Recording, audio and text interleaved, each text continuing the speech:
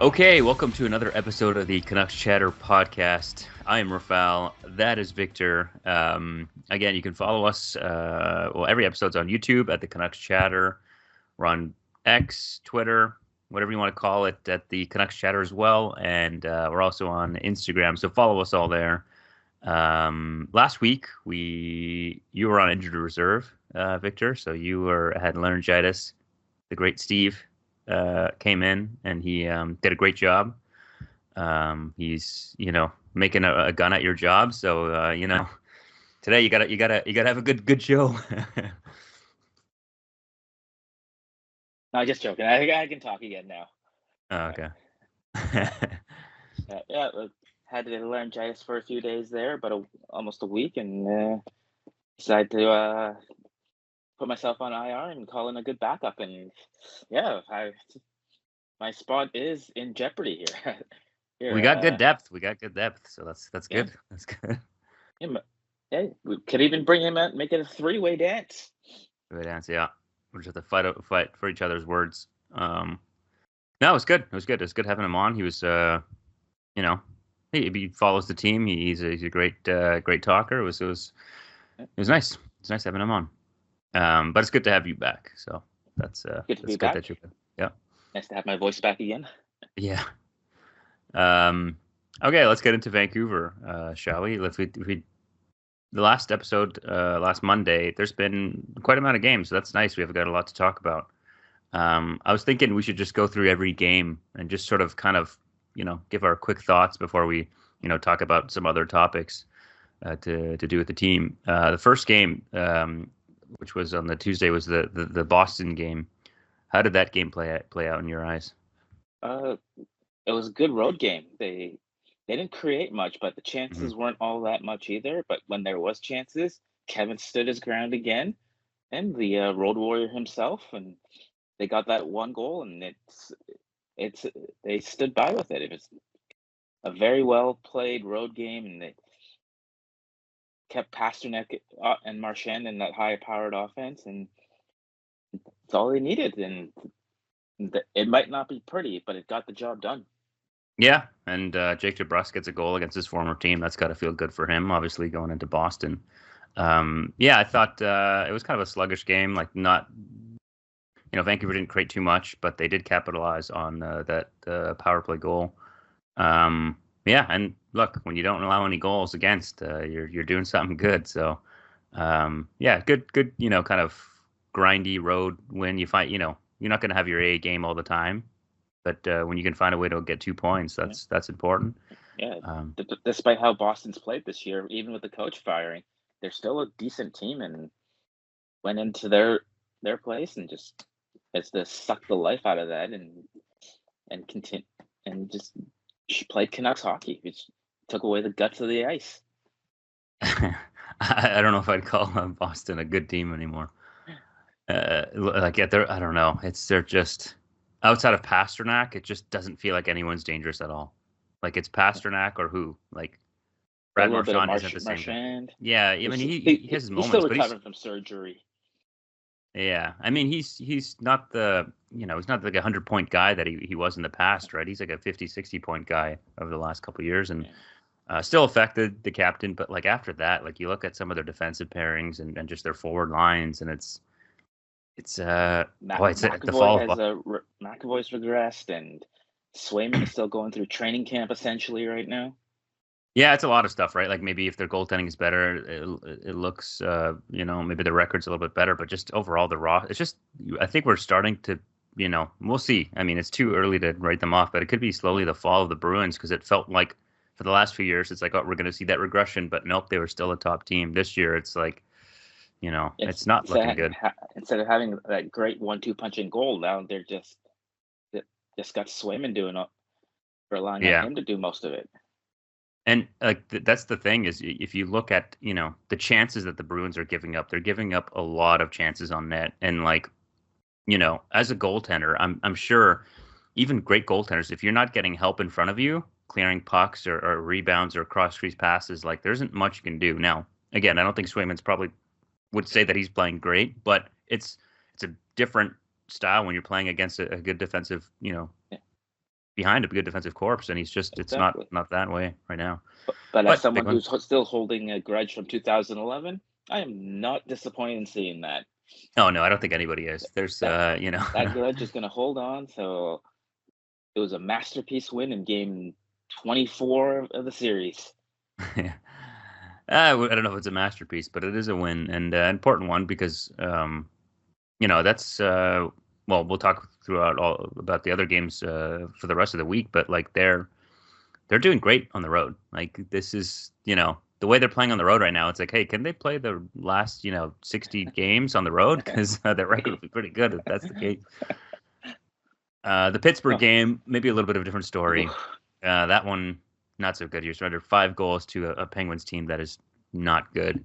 Yeah, that one was. It was a back-to-back, right? So Yeah. I don't know. What did you see there? I mean, obviously they got close, poor goaltending. Like I'm being a staunch Sheila supporter. He did not look good. Our goalie guru, who Greg Ballack pointed it out how he looked this year. Everything that Greg pointed out came to fruition here. He lost his net. The first one, it got a weird bounce off the boards, but he was nowhere near for that rebound. And then when you need a save, he was not there. He just then he'd regressed after that. He had previously played last couple games. It looked like all right, he's starting to find his game, but right back to the first couple games again, and everything went downhill from there. And the biggest loss wasn't the actual game; it's losing Hronek, who has no timetable. And according to some insiders, it could be out for months. And him being on the top line is needed, and it's going to test their depth, and like that's the biggest loss. I don't care how they played, but losing Hronek, who might not have been at the top of his game at the start of the season, he's still a huge part of this team. Oh yeah, I mean, if you look at the rest of their pairings who haven't really played that great, that's a huge loss, and I think that just makes them trying to get a top 4 defenseman an even bigger priority now because. Like you said, we don't know how long he's going to be out. Like like you said, insiders are saying that they're trying to determine whether it's something that he can kind of rehab and slowly it gets better, or a surgery an option. And if it is surgery, that's even longer. That's a few months, and it already looks like it's going to be some time. So it'll be interesting to see, how they play without him. Yeah, it might be playoff time if a surgery is needed, and. Yeah, because that's what is it right now? It's December. How many more months? December, January, February, March. 4 months. 4 or 5 months. Like he might come back like towards the end of the season, and but you need somebody. You need serviceable defensemen, and not only serviceable, but you need good defensemen to have there. And he played a lot of minutes, and to have him out, and I mean, one of the hardest things to find in hockey is the top 4 right-hand defenseman who can move the puck, and that's not going to be cheap. No, not at all. I mean, there's got to be a lot of teams fighting over it, right? Like it's not going to be cheap at all. And the free agency depth this year on defense is really lacking. Yeah, I mean, like this upcoming UFA class, or yeah. There isn't much, but I mean, they need help before that. So it's any type of defenseman that's available for a rental. Is very little market out there. I don't think that Vancouver, from all reports, I don't think they're looking at something that's a rental. Like they are looking for somebody with term. Ideally, they're willing to give up assets if it's a defenseman with term, because this isn't someone that they just need for this season. They need a top 4 defenseman like for the next couple of years. And like you said, that's probably not out there in free agency, so they got to find it through a trade. Which is do they have the assets? They don't really have the assets. I mean, it depends what assets you want to give up, right? And I believe they have a 1st-round pick, right? Yeah, that's their number 1 asset that they can probably give away, because I don't think Tom Nylander or Jonathan Lekkerimäki are really going anywhere, and I don't think DPD Elias Pettersson is really something they want to get rid of either. And they have pieces, but they're core pieces, and I don't know if Klimovich, who's having a solid start, is worth much. Maybe a Max Sasson who's come up and look decent, but they're not going to be like. That's the thing, is like these players aren't really worth too much to other teams. It's easy to get high on a guy that you watch often or the team likes. It's different around the league. Those guys, maybe package with something. Definitely a first round. If you're trying to get a top four defenseman with term, a first round pick's probably going to be involved, right? Like if it's a rental, then you go to second going or rate third. is a player, or first rounder, and a prospect. Yeah, that's about the going rate if you want to get that. I mean, there was some names going out there. There's a Bowen Byram, as possibly. But he's a there's a couple. left-handed defenseman who can play. Yeah, that's the thing. Who have to play the right side. Yeah. Let's hold that conversation. Let's go through the couple of the games because I do want to get into more of the trade talk, the early trade talk because it's pretty early right now in the season. So after that they go into Buffalo, and after that Detroit, 2 overtime noontime game. Yeah, early game, which is on a Black Friday, but we don't get Black Friday off here in Canada. So, but they go in there and they win another road game, right? Like Connor Garland has himself a game, 3 points, and he's that assist on the Suter goal. Oof. Yeah, the block shot that just goes out, and then, the 2-pad stack. Yeah, not going to see that type of assist too often. No, that's a rarity, and I'm happy that he actually got the assist and they didn't, not call him an unassisted goal or something like that. Because, I think we've already, You can't even call him unsung anymore. He's probably been their most consistent best forward from the start of the season, without a doubt. Him or Kiefer Sherwood. Yeah, exactly. I feel it's Garland because he does put up more points. Yeah, he's more productive, right? And important piece for them. So that was, a back and forth game. Buffalo again, not a great team. They've looked better of late. When the goaltending has been good lately with UPL making a lot of saves, and he did look good too. And Buffalo on the pieces whole there isn't great, but they have looked better lately. It definitely showed. Again, Vancouver came in, played their game plan, got the timely goals, and came away with another road win. And that shift in overtime, we got to talk about that shift where Garland, Pettersson, Hughes, they just had that puck on a string. Yeah, I mean, it's a possession game in that overtime. That's what every team tries to do. But when you have, Hughes is just a guy that just knows what to do at all times, and he knows when to not force a play, when to make a move. It's there's not many players in the NHL that you'd pick above Quinn Hughes to have out in 3-on-3 overtime with that kind of space. He's at the top of the top. And Garland, great play there in front of the net. And then Detroit game, another overtime win. DeBrusk with the hat trick. 4-point night. He had 4-point night. Yeah. Another weird start, 9:30 a.m. Great for us in the West here. Yeah, gotta wake up early for that one. But yeah, look, say what you want, they're not non-playoff teams, but you still got to win them and find ways to get points.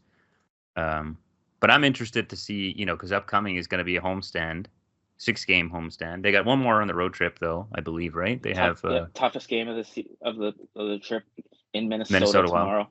Yeah, I'd say that's the toughest game. That's a playoff team that's got a good record and one of the good best. Team. I think they're number 2 in points percentage in the league this year. Yeah, they're really good defensively. I'd love to take a look at all their defensive metrics in the league, but they're a really good defensive team.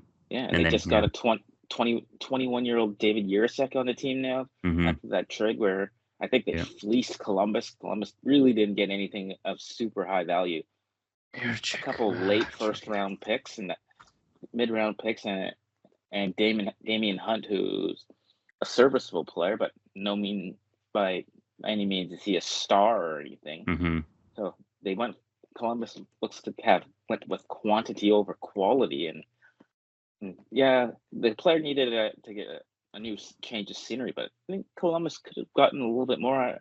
I don't know much about Minnesota as a prospect depth, but they definitely got a little bit better, and it'd be interesting to see if he makes his debut tomorrow against the Canucks. Yeah, it's possible. He's a young guy, right? So top 5 draft pick. Yeah, top 5. He's they gave up a first, third, fourth, and Hunt. I guess that was the best offer they got, right? That's probably why they pulled the trigger. But yeah, I think that'll be an interesting game to see how Vancouver fares. I mean, obviously, Minnesota is one of the top teams in the league, which kind of, I don't know, is almost, we know how good they are, but kind of surprising. I think that I expected it to be good, didn't expect it to be this good, but Kaprizov's is an MVP candidate this year. He's been outstanding. Disappointed I did take him in my hockey pool after I took him last year. Yeah, even better this year. I mean, he's such a good player. That's what was he drafted to? I'm curious. He was a 5th or 6th round pick. Yeah, right. That's why I wanted to check. So I'm like, I know he's. Yeah, it took him a few years to come over, and a lot of people didn't know if he was ever going to come over. And once he did, he has been lighting up the league. He's been a star from the get go. Yeah, he's 135th overall. Yeah, 5th round pick, right? Yeah, that sounds about right. 27. Yeah, he's so good. And he's not a huge guy by any stretch, but he's just so smart. Just a skilled player. Skilled, yeah. Super skilled. One of these diamonds in the rough that you don't know how they came apart, but good on Minnesota for finding him. Mm-hmm. Wish he was a Canuck, which means he probably wouldn't have panned out. He would never made it over here. Yeah. Yeah, I mean, every team is probably like, wow, we wish we had 5 tries to draft him, but they didn't. But some players you just never know, like wasn't Kucherov? He's a late. I believe he's a Pavel Datsyuk was a 7th rounder. Exactly. Sometimes players just blossom later on, and they find their game. So going on, if we look at just looking ahead here, they got the homestand, which will be interesting because their home record is not good. They need to as great as it is that they're on the road right now, getting these wins. They need to find something at home because you want your home barn to be a tough place to play, where teams come in and be like, oh, it's going to be a tough night. And it's not like that. They gotta kind of change it up. Is there something that you see that they're doing at home that's sort of making them not be as effective? Yeah, they just don't play their game. It's all perimeter and bad reads, and they just don't seem to have the energy. The legs just don't show up until it's way too late, and it's lapses. Like we've beaten the drum to death about how Carson Soucy and Tyler Myers have not worked out as a pairing. Mm-hmm. But every time at home, they just seem it's always something wrong, where it's just a bad pass or forgetting about something, and sometimes it's a hot goalie, but they haven't been able to do it. I do have a gripe about this upcoming schedule. Started this past week.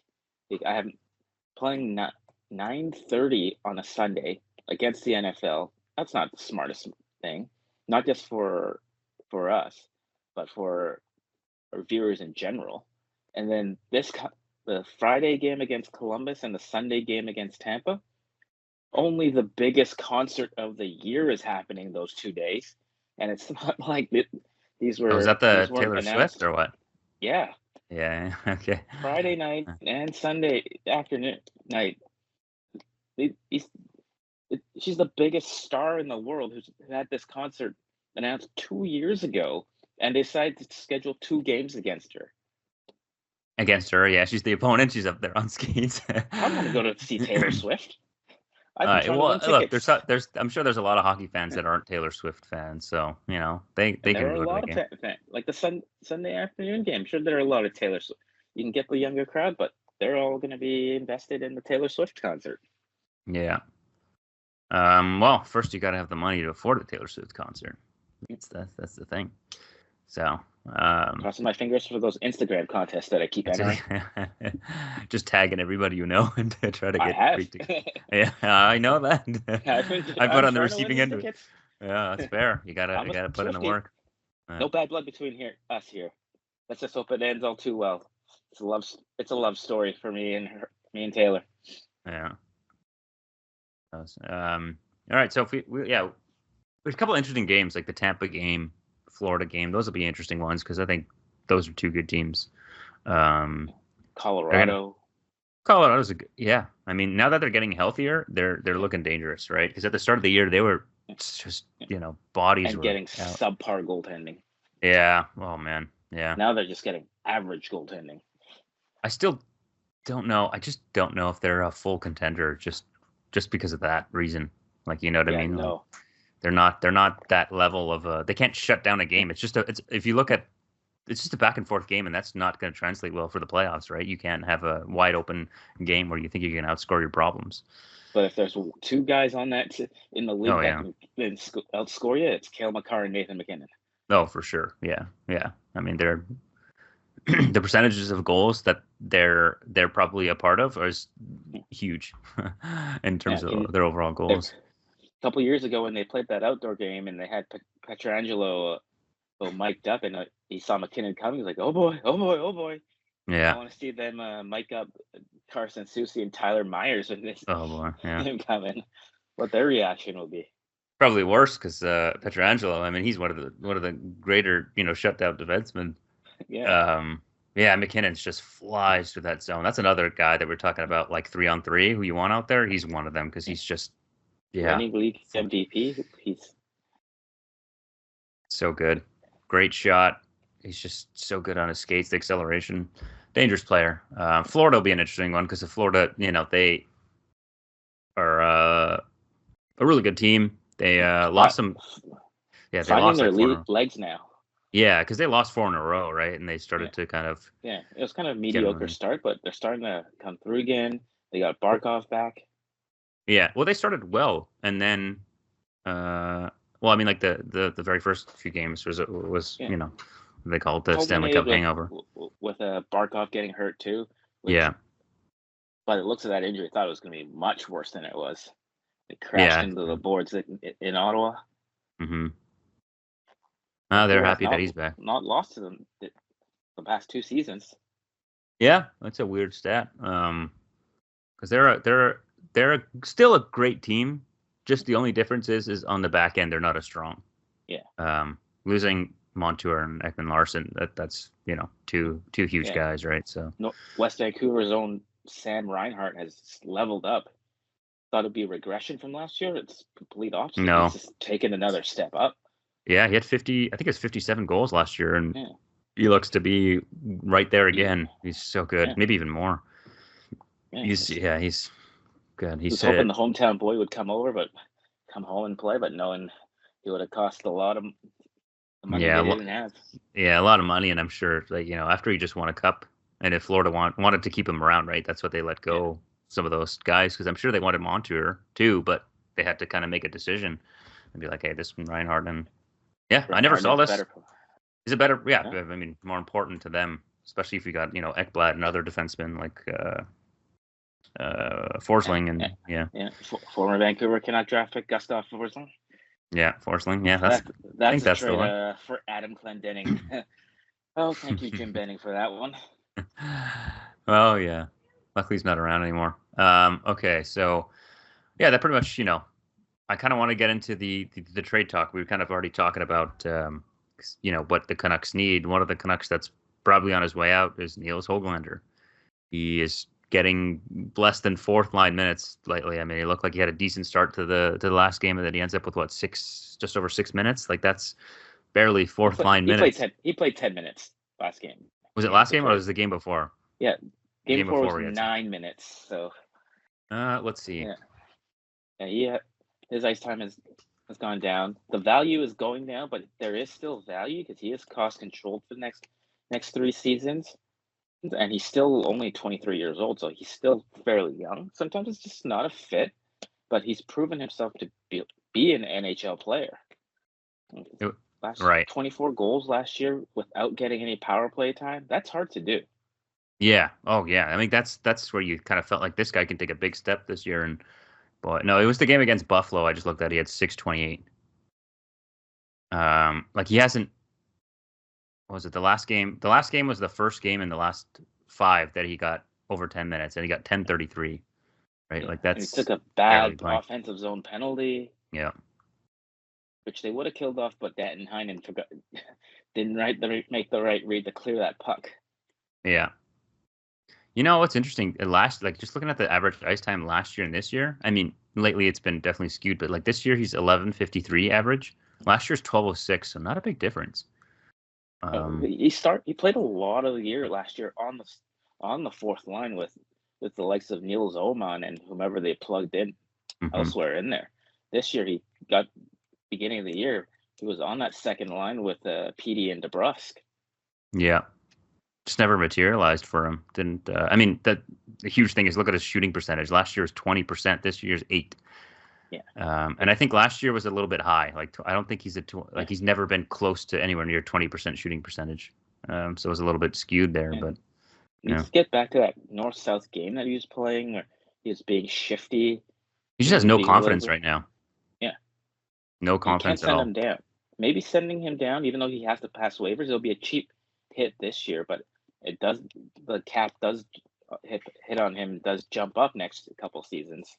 But there's no way he's clearing waivers. Someone's going to pick him up for sure. I mean, I think he's going to get traded like, at this point. Columbus is a team that has shown interest in him. Pittsburgh as well. Pittsburgh has interest as well in him.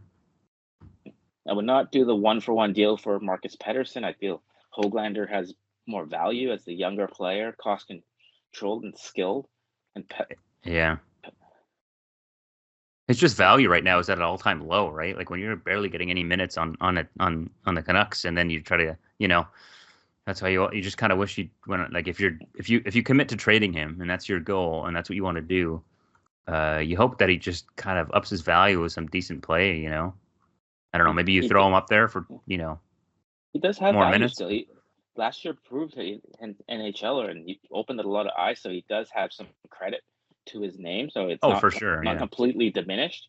No, it's not. He's shown previous years as well, but it is a low point, lower than yeah. But I mean, he's probably not happy with his game, but also the way he's I'm sure his ice time and the way it's he's just not Desharnais it's not a toxic game. Of value right now, but no, I mean, because I think teams can look at his 24 goals last year, 5-on-5, right? So that's an enticing, and he's a young player, so a team that's just trying to get more bodies and more offense, they can take a flyer on him, right? He's got skill, whether it's a lower end team or a contending team. A player with his skill and his ilk, you can mask the warts a little bit. To take advantage of what he does bring. Yeah. You just we'll see where that goes. If he's going to be involved even in a package for a defenseman, I'm not sure. I mean, his cap is what, like $3 million? Yeah, I think 3 or 3.5. Starting next year. This year is still around like $1 million, $2 to $2 million. So he's got term, but at least there's a cost certainty for whoever's acquiring him. They know that he's going to be around for a couple of years at that price. But not a great start for him. So Elias Pettersson, the whole fan base was talking, where's this guy? What's going on? Not this guy.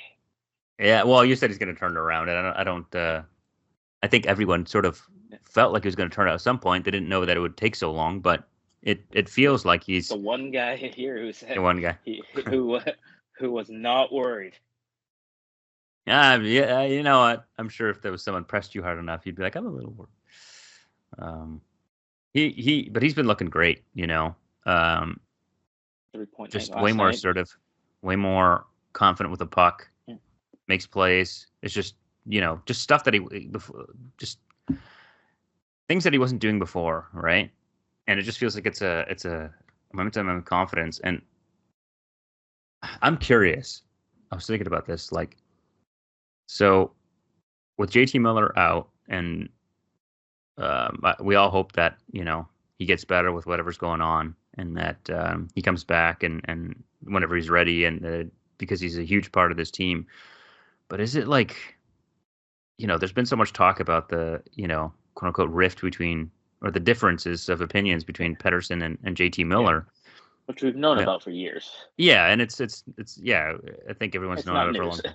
it's not news, and it's definitely, where there's smoke, there's fire. There's something going on, Yeah, obviously, right? yeah, That's pretty yeah. obvious. They've even talked about, they don't always get along. Hmm. But with JT Miller not around the team right now and Pettersson playing well, it's like, can you draw anything there?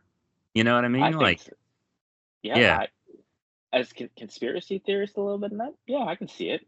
Where yeah, where it's like you don't have the mean guy poking at you all the time. You're now like, hmm, ooh, you can play a little bit freer.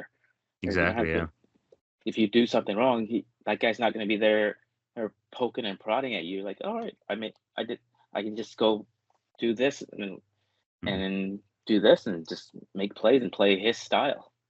yeah, yeah. I think there's, obviously there's no 100% way to know if that's the case because we're not in the locker room. We don't know the Yeah, dynamic of the team and the players and the personalities and all that. But that it seems like that could be the case because he's playing different.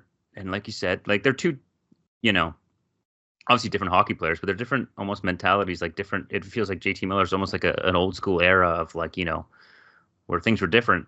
There's a lot of tough love and yeah. that kind of thing. And He's Pedersen's a a younger guy, and laid back guy, yeah.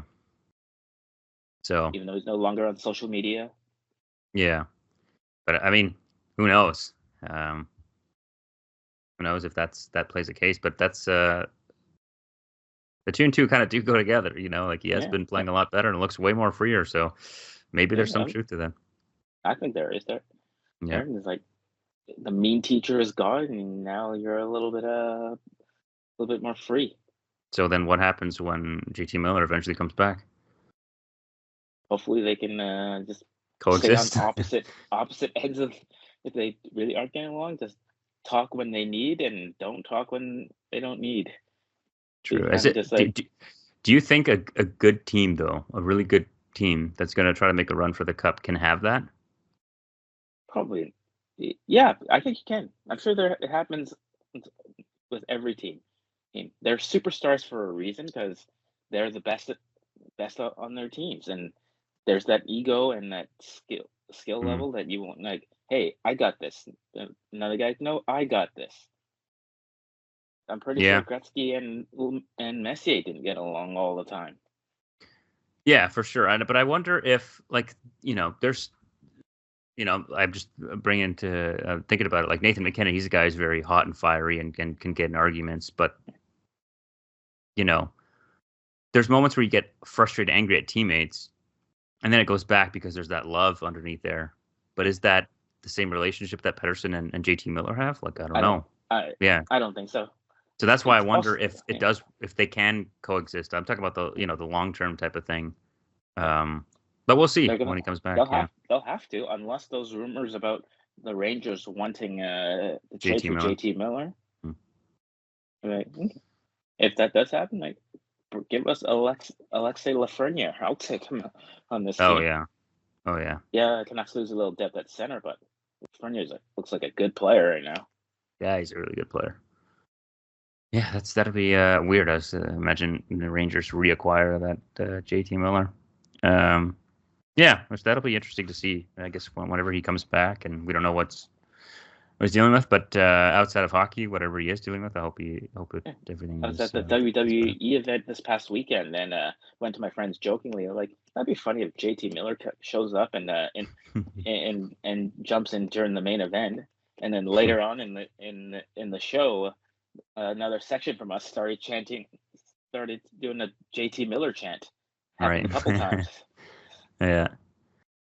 Hey, well, they'd be like, oh, that's what he's doing. That's what he's doing to blow off steam. Hopefully Yeah, the wrestling is paying him well, though. yeah. He didn't show up though. We were No, hoping he would. no, no. I don't think that We, would fare well for his yeah, we were saying public image. how the entire city of Vancouver is laughing at these JT here, laughing in good fun hearing JT Miller chants. The Hmm. rest of the wrestling world, like, what are they chanting? Who is Yeah. JT Miller? We don't have anybody on the roster, this Yeah, wrestling roster named JT Miller. What the? yeah, Oh well. Yeah, I think that's all the points that I really wanted to talk about. I mean, there's yeah. I have one point coming just to say out here. Sawyer Mineo got an invite to the World Junior team. He's a defenseman, mid-round pick a couple years ago. The Canucks playing for the Seattle Thunderbirds. And as rumor has it, he's almost got a top 6 spot locked up on the team. So good to see a Canuck prospect make Team Canada. It's been a while since then. I think Yona Gadjevich might have been the last Canuck prospect make on Team Canada, and that was a while ago. And he could also be someone they could trade in a package to get a defenseman. Yeah, possibly. They're going to need to include a prospect, so I don't consider him as part of the crew that's untouchable. Like Pettersson, DPD, Lecker-Mackey, and Willander, unless you get a really good top 4 right-handed defenseman, I don't think those 3 can go anywhere.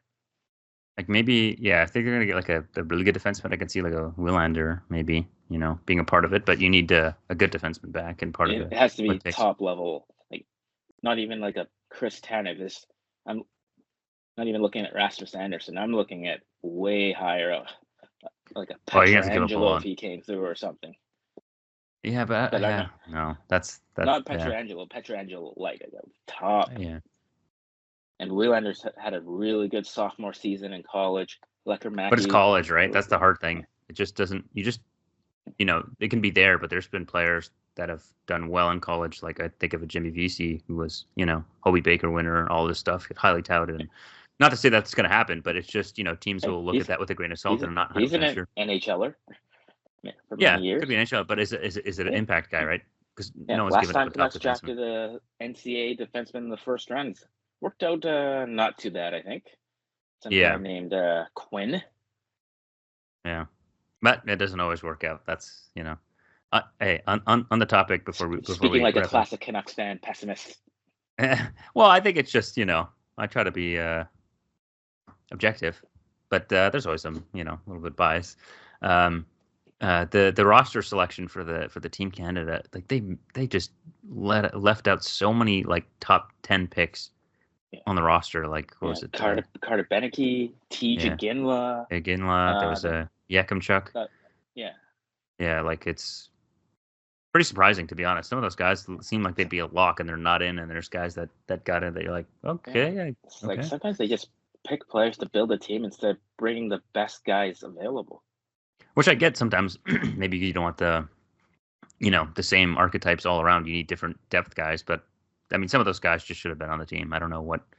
Like I'm not a professional, but at least to try. Like TJ Ginla and Beneke. I think Beneke he would be a great bottom 6 forward on this team.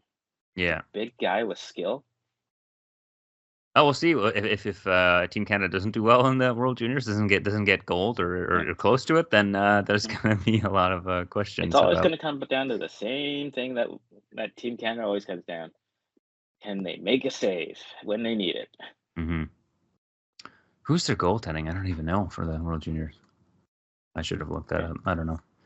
Oh, well, let's see. It's always nice to see World Juniors, right? That time it comes around, Boxing Day, it starts, and then you got a couple weeks. It's the most wonderful time of the year, as TSN would tell us. Yeah. It's fun. It's good to see those games. They're a little more, open and back and forth, exciting, young kids. Yeah. Do you have a favorite World Junior moment? Favorite World Junior moment? I mean, there's a lot of them. Like, I don't know if there's you go back to like thinking of obviously that iconic tying Eberle goal. Yeah. The couple seconds. That one just has been replayed millions of times. So that's one I think of. I also think of the negative ones. I don't know which. This is a long time ago. I don't know if you remember. Canada was up by a lot of goals, and Russia stormed back and won the game in the third period in Buffalo. In Buffalo, yeah, that was the one. Yeah. And there was a shocker, and I think it was Mark Visinton was in net, returning, and he didn't make a save. Tarasenko went off. Yeah, well, they had a stacked team. They had Panarin, Tarasenko, probably a bunch of other players. I remember Panarin and Tarasenko as a junior was unstoppable. Yeah. Yeah. I actually thinking about that. I remember Panarin scoring a couple goals in that tournament. And watching him be like, this is a pretty good player. And then I just never heard from him. I was like, did somebody draft this guy or what happened to him? Now we know, he's one of the highest paid players. But at that time, I remember being like, oh, I'm surprised I don't hear his name after this tournament for the years. Mine goes back to my favorite moment was 1991 in Saskatoon, and but Canada, when it was the old format where it was just a round robin, and Canada needed to beat either the Pavel Bure-led Russians, and shot right. The dump around went to the end boards, and John Slaney, the riverboat gambler, took a shot, went past the Russian goalie. Never forget that. It's one of my favorite moments. And seeing the big unveiling of the flag and the coming out party for Eric Lindros, who was one of my favorite players as a child. Big man beast. Yeah, huge guy. I wasn't alive for that game, so I don't have any memories of it. But I was alive. I'm old. Yeah. I still feel old, so remembering seeing a young Bob McKenzie on the panel. Young Bob. I miss seeing him more often, on TSN all the time. He's great. I love him. Junior tournament's coming up. Bob's coming back out for work. Yeah, that's true. That's what he does, right? He still comes back for that. Yeah, and I'll plug his drink, a Bobby Margarita, available in the summer. Highly recommend getting that when you're in the Ontario area. Yeah. I haven't tried it. Very, very good. Very good? Okay. Yeah. I'll have to. I was in Toronto in the summer. I should have tried it. I forgot. Too many things to do in a short period of time, so I'll have to get to it next time. Okay. That does it for us here. I think we've talked enough about everything. So you can, follow us on YouTube, Canucks Chatter. We have a weekly episode. Douglas. I'm at Some Deviant. There you go. Good. You know my Twitter handle more than I do. Maybe it's an underscore. There could be an underscore in there. Anyway. I think there's an underscore to start with. Yeah, I think it's underscore. There you go. Yeah. Yeah. We're also, YouTube, X, Twitter, whatever you want to call it, Instagram. Follow us there. Twitter, give us a like. Here. Yeah. Twitter, if you're around, ask us some questions. We'll be more than happy to talk about anything on the show. Don't forget to like, comment, and subscribe here. Yeah. And hit that notification bell. You'll get the notification when our episode releases. Yeah. Should be every Tuesday. Every Tuesday in the in the morning time we release an episode. Anything you do to support us, we're working our way up, and any kind of support or plugs. Handsome Steve again. Want us to bring back Greg? Yeah, let us know. We'll work our magic and try to get this in here. But thanks so much for tuning in, and see you next time. Let's go.